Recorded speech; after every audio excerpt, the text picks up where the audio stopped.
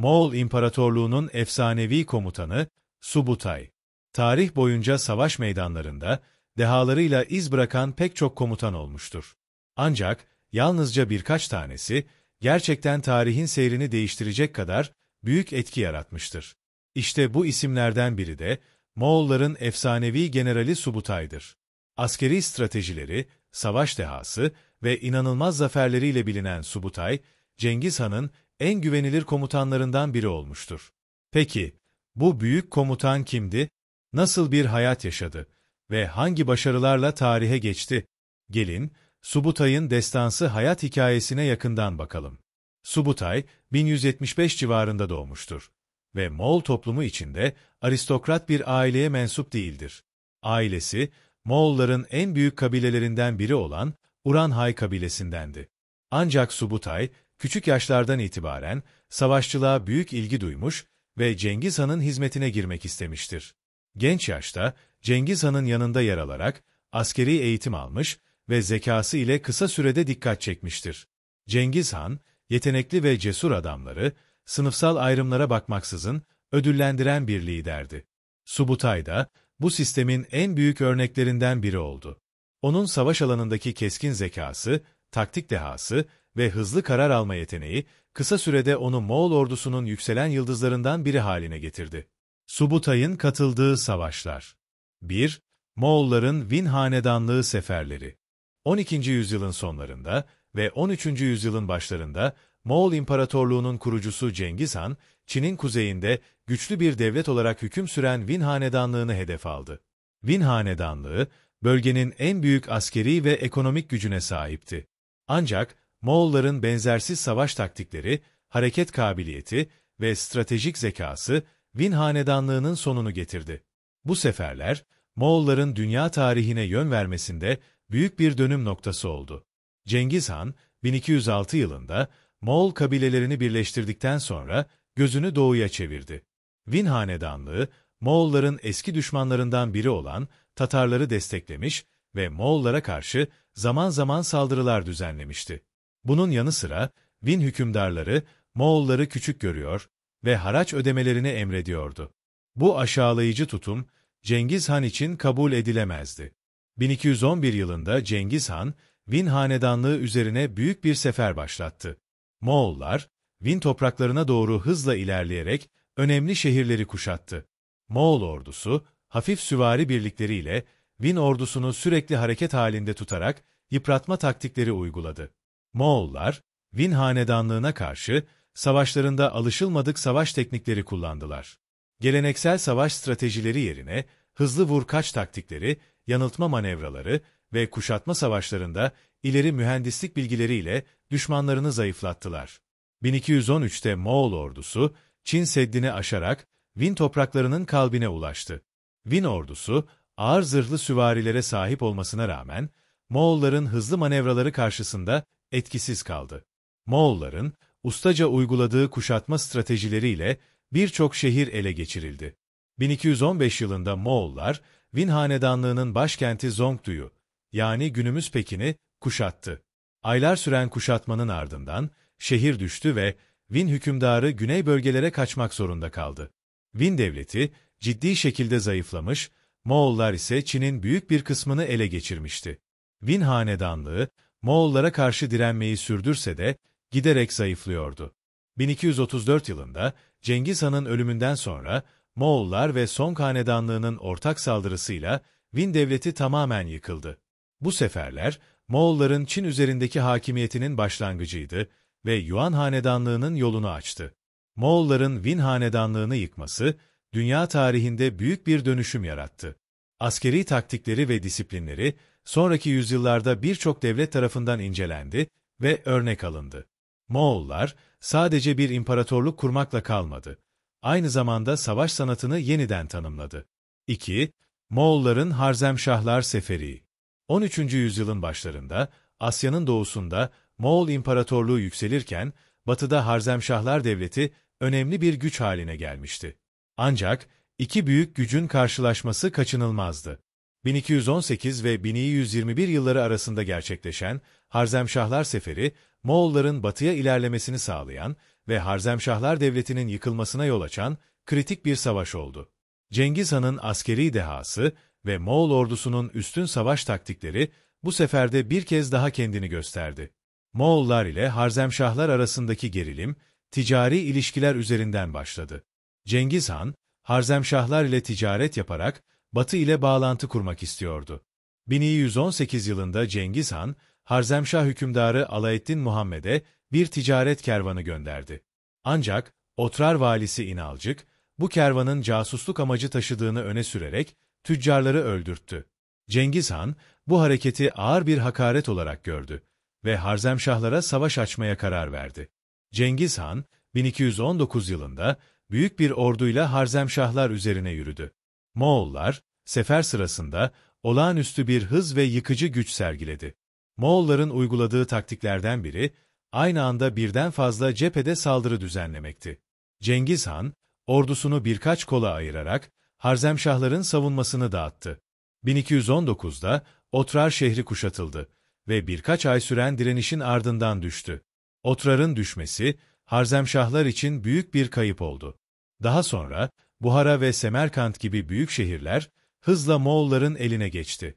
Moğollar, şehirleri ele geçirdikten sonra, halkı sindirmek için büyük katliamlar gerçekleştirdi ve bölgeyi tamamen kontrol altına aldı. Harzemşah hükümdarı Alaeddin Muhammed, Moğol ilerleyişi karşısında dayanamayıp, önce Horasan'a, ardından Hazar Denizi kıyısındaki bir adaya kaçtı ve burada 1220 yılında öldü. Onun ölümünden sonra, oğlu Celaleddin Harzemşah, Moğollara karşı mücadeleyi sürdürmeye çalıştı. 1221'de Celaleddin, Indus Nehri yakınlarında Moğollarla savaştı ve büyük bir direniş gösterdi. Ancak Moğol ordusunun üstünlüğü karşısında ağır bir yenilgiye uğradı ve Harzemşahlar Devleti tamamen çöktü. Harzemşahlar Seferi, Moğolların batıya ilerleyişinde önemli bir dönüm noktası oldu. Bu zaferle Moğollar, İran, Afganistan ve Orta Asya'daki geniş bölgeleri kontrol altına aldı. Aynı zamanda, bu sefer Moğolların, İslam dünyasıyla doğrudan çatışmasına neden oldu. Harzemşahların yıkılmasıyla Moğollar, Orta Doğu ve Avrupa'ya doğru ilerlemeye başladı.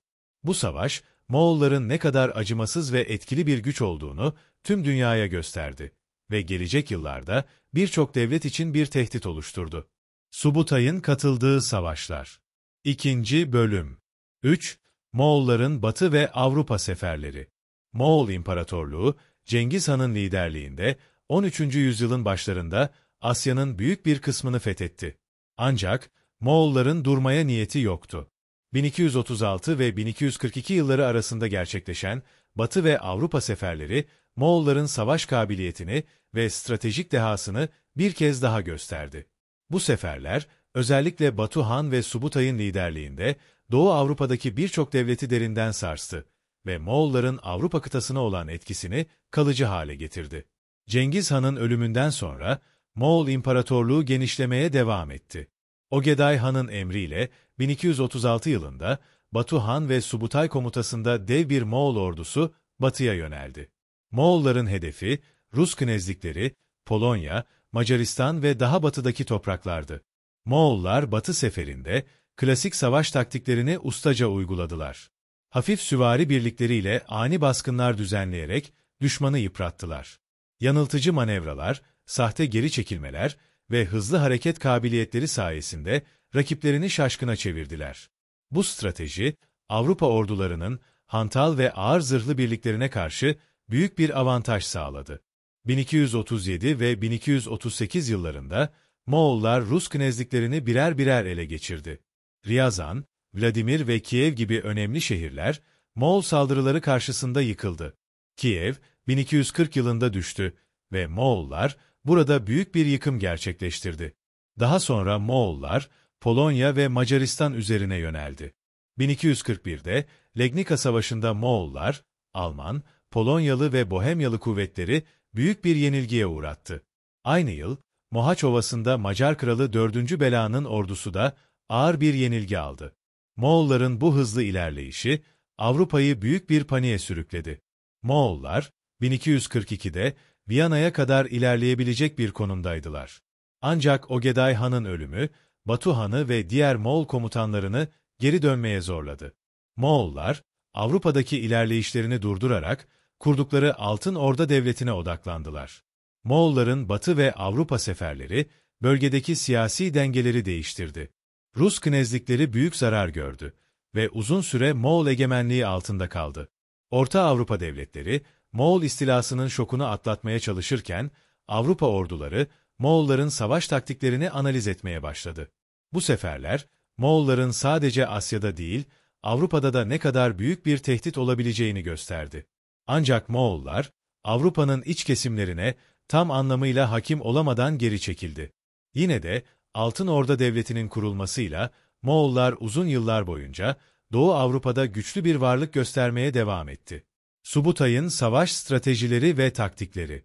Subutay'ın savaş dehası, yalnızca güçlü bir orduya sahip olmasıyla değil, aynı zamanda uyguladığı askeri stratejilerle de öne çıkıyordu. İşte onun en önemli taktiklerinden bazıları. 1. Yanıltma ve pusu. Düşmanlarını yanıltarak onları tuzağa düşürmek, Subutay'ın en çok kullandığı taktiklerden biriydi. Birçok savaşta Moğol ordusunu geri çekiliyormuş gibi göstererek düşmanlarını belirlenen pusu noktalarına çekmiş ve burada onları yok etmiştir. 2. Hız ve hareket kabiliyeti. Moğol ordusu hafif süvarilerden oluştuğu için hızlı hareket edebiliyordu. Subutay, bu avantajı en iyi şekilde kullanarak düşmanlarının ikmal hatlarını kesmiş, onları açlık ve yorgunlukla mücadele etmeye zorlamıştır. 3. Çok cepheli savaş yönetimi. Subutay, aynı anda birden fazla cephede savaş yürütebilen nadir komutanlardan biriydi. Avrupa seferlerinde birçok düşman ordusunu eş zamanlı olarak yönlendirdiği stratejilerle yenmeyi başarmıştır. Subutay, Moğol İmparatorluğu'nun en başarılı komutanlarından biri olmasına rağmen, Cengiz Han'ın ölümünden sonra imparatorluk içinde yaşanan siyasi çekişmeler nedeniyle gözden düşmüştür. Ancak yine de büyük saygı görmeye devam etti ve Moğol savaş tarihine adını altın harflerle yazdırdı. Ömrünün son yıllarında askeri görevlerinden çekilerek inzivaya çekilen Subutay, 1248 yılında hayatını kaybetti. Onun bıraktığı miras, sadece Moğol İmparatorluğu'nda değil, dünya askeri tarihinde de önemli bir yer tutmaktadır. Onun savaş taktikleri ve stratejileri, günümüzde bile askeri akademilerde incelenmektedir. Subutay, aristokrat bir aileden gelmemesine rağmen, dehası ve azmiyle Moğol ordusunun en büyük komutanlarından biri olmayı başarmıştır. Cengiz Han'ın en sadık ve yetenekli generallerinden biri olan Subutay, kazandığı zaferlerle tarihin en büyük askeri liderleri arasında yerini almıştır. Onun savaş alanındaki başarısı, yalnızca Moğollar için değil, dünya askeri tarihi için de eşsiz bir örnektir. Bugün bile onun savaş stratejileri incelenmekte ve büyük bir hayranlıkla anılmaktadır.